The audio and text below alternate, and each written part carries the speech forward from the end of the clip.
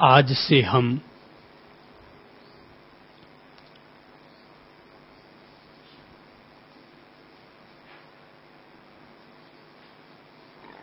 साधना के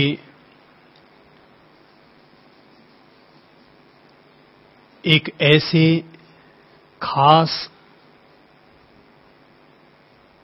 मार्ग की जानकारी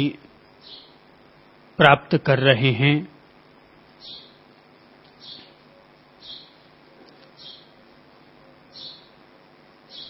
जिस मार्ग पर चलकर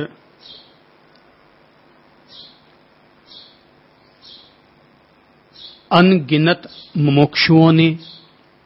आत्म पिपासुओं ने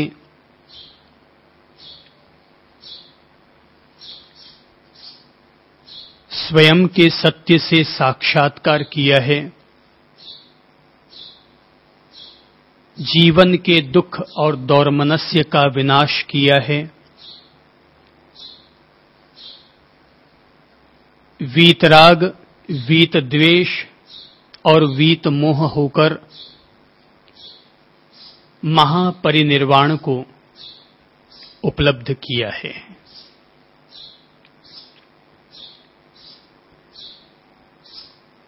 जब भी ऐसे किसी पवित्र मार्ग पर चर्चा करने का प्रसंग बनता है तो ऐसा करने से केवल आप साधक भाई बहन ही आनंदित और लाभान्वित नहीं होते, वरन मैं स्वयं भी उतना ही पुलकित, उतना ही आनंदित और उतना ही सत्य के रस से अभिभूत हुआ करता हूं।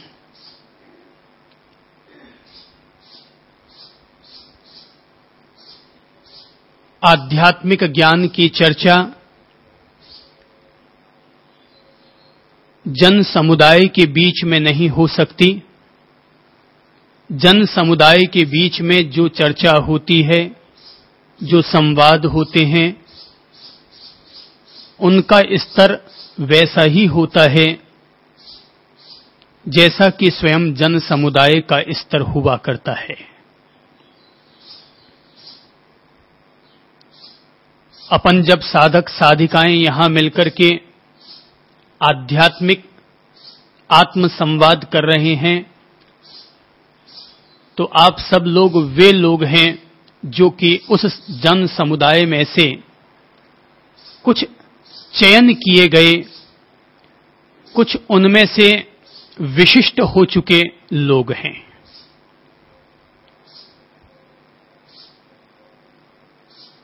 ज्ञान चर्चा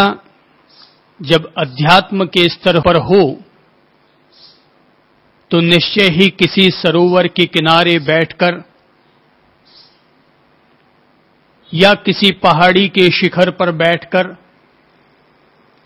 या किसी पूनम के चांद की चांदनी रात में बैठकर चर्चा की जाती है तो उसका आनंद ही कुछ और होता है, अनेरा होता है, अद्भुत होता है। अपन लोग संबोधि धाम के इस पहाड़ी शिखर पर बैठकर और आध्यात्मिक आत्म संवाद कर रहे हैं तो अपन लोगों को इस बात का एहसास रहना चाहिए कि पहाड़ और पर्वत अपने आप में इस बात के प्रतीक हुआ करते हैं कि जमीन के धरातल से पहाड़ और पर्वत ऊपर उठा करते हैं। तो ऐसे ही अपन लोगों को कि जब आध्यात्मिक ज्ञान संवाद कर रहे हैं तो हमें अपने सांसारिक जीवन से वैसे ही ऊपर उठ करके यहां आने की, यहां सुनने की, ज्ञान में डूबने की कोशिश करनी चाहिए जैसे कि पहाड़ और ये पर्वत जमीन से ऊपर हैं। हजारों वर्ष पूर्व महावीर जैसे महापुरुषों ने, बुद्ध जैसे महापुरुषों ने किसी चैत्य विहार में बैठकर,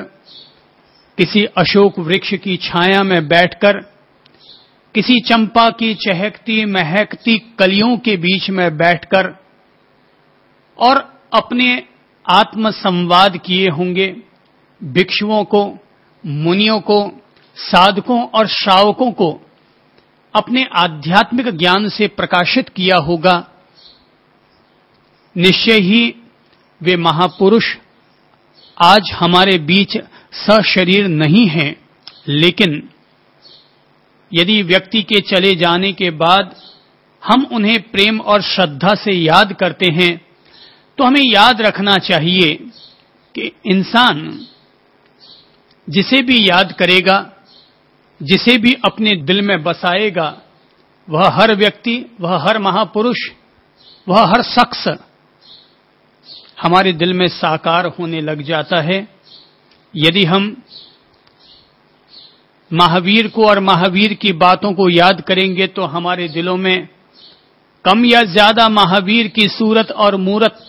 उभर कर जरूर आने लग जाएगी।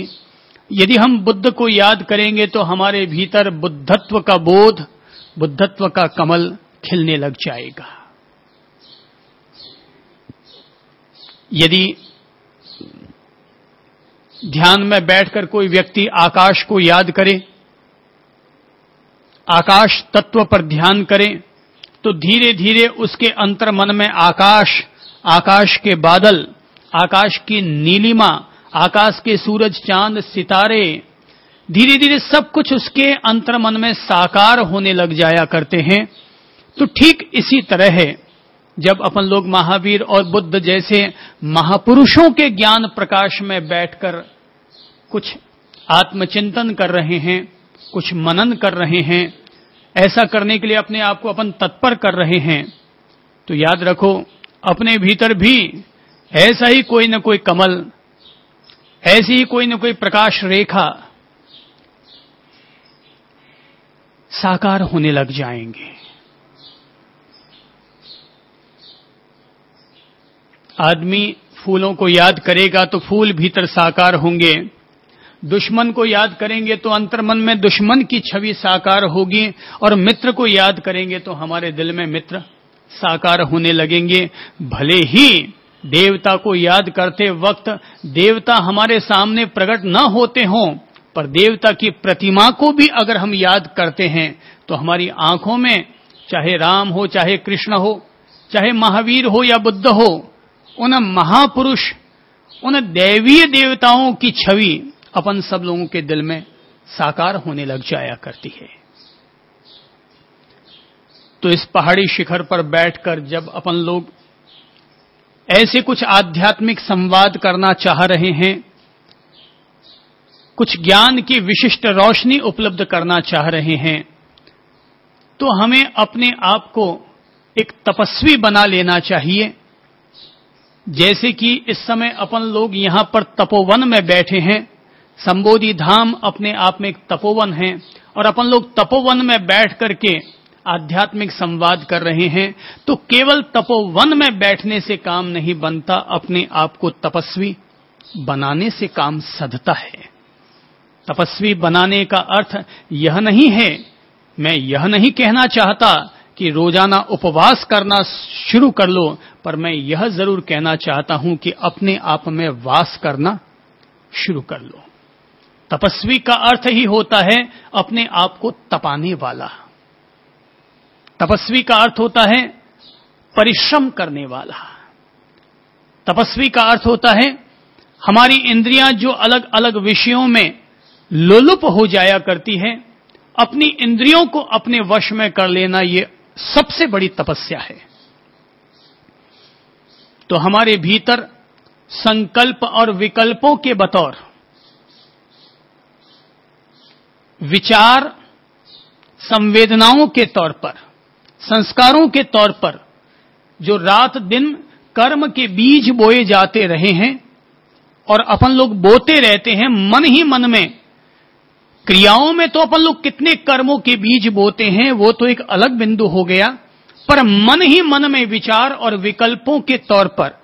राग और द्वेष के संकल्प विकल्प के तौर पर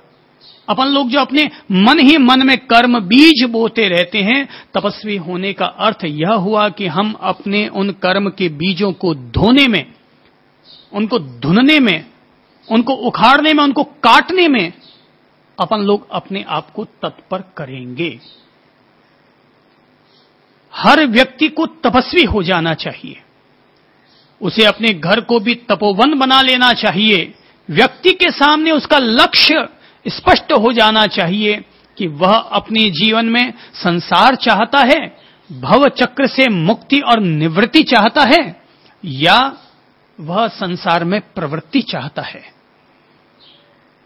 अगर संसार में प्रवृत्ति चाहते हो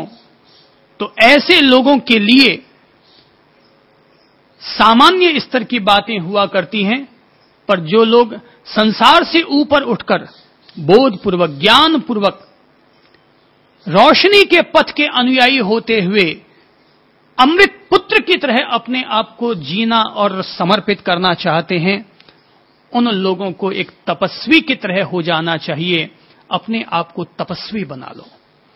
घर को तपोवन और खुद को एक तपस्वी। बिना खुद को तपस्वी बनाए, बिना खुद को तपाए, बिना अपनी इंद्रियों को वश में किए, बिना अपने संस्कारों को शिथिल किए, बिना अपने कर्म बीजों को धुने बगैर कोई भी व्यक्ति आध्यात्मिक पथ पर प्रगति नहीं कर सकता। अध्यात्म की चर्चाएं करना अलग चीज है, धर्म और अध्यात्म की चर्चाएं करना अलग चीज है, शास्त्र पढ़ना अलग चीज है,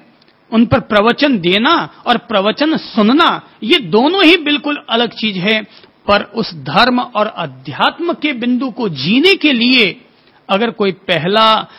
अगर कोई जरूरी तत्व है तो अपने आप को तपस्वी बना लो।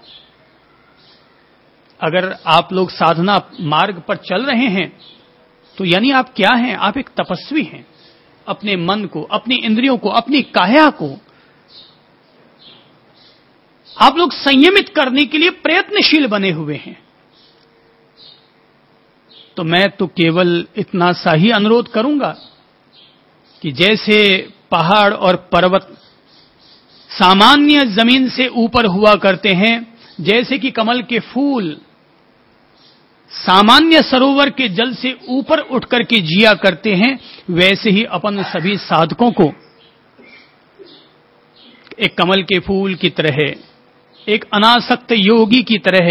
अपनी अंतरात्मा में जीना चाहिए, इस धरती पर जीना चाहिए। एक अनासक्त योगी अगर धरती पर जीता है तो यह धरती का सौभाग्य होता है, और अगर कोई एक आसक्त भोगी और रोगी अगर दुनिया में जीता है तो यही संसार के लिए भार और बोझ बन जाया करता है। तो भक्ति के मार्ग पर चलने के लिए, बुद्धत्व के मार्ग पर चलने के लिए, महावीर के महामौन के मार्ग पर चलने के लिए इंसान का तपस्वी होना पहली अनिवार्यता है।